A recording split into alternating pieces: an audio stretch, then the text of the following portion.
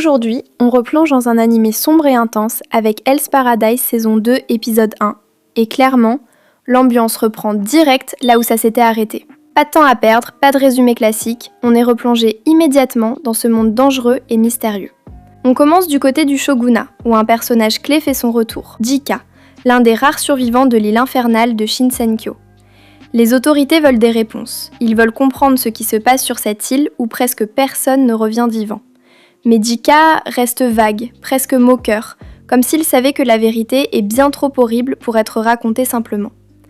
Malgré tout, le shogunat prend une décision importante. Une nouvelle expédition va être envoyée sur l'île. Et cette fois, ils ne vont pas y aller à moitié. De nouveaux combattants sont choisis, dont Shugen, un Asaemon extrêmement sérieux et déterminé, prêt à affronter l'enfer pour retrouver les survivants et comprendre ce mystère.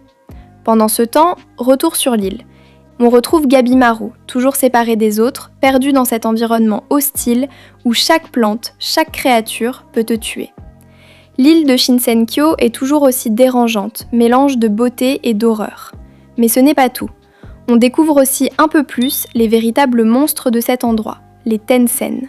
Ces êtres quasi divins, étranges et terrifiants, continuent d'explorer leurs pouvoirs liés au Tao, une énergie mystérieuse qui semble être au cœur de tout. Leur présence rend l'île encore plus dangereuse, et on comprend que les humains ne sont clairement pas au sommet de la chaîne alimentaire ici. L'épisode joue énormément sur cette double narration. D'un côté, le monde extérieur qui prépare une nouvelle mission, et de l'autre, l'île où la survie devient de plus en plus compliquée. On ressent une tension constante, comme si quelque chose de gigantesque se préparait. Ce qui est vraiment intéressant dans cet épisode 1, c'est qu'il ne cherche pas à tout exploser dès le début.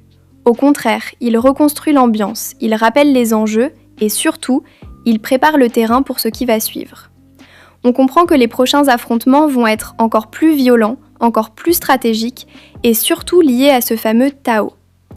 Gabimaru, lui, reste fidèle à lui-même, silencieux, déterminé, prêt à survivre à tout prix. Mais derrière cette carapace, on sent toujours son objectif, retrouver sa liberté et retourner auprès de sa femme. C'est ça qui le pousse à continuer, même dans cet enfer. Et clairement, cet épisode sert de relance parfaite. Nouvelle expédition, menace toujours plus grande, ennemi encore plus puissant et un mystère qui s'épaissit autour de l'île. On termine avec une sensation claire, la vraie guerre ne fait que commencer. Et si t'as kiffé ce résumé, abonne-toi maintenant, mets un gros pouce bleu.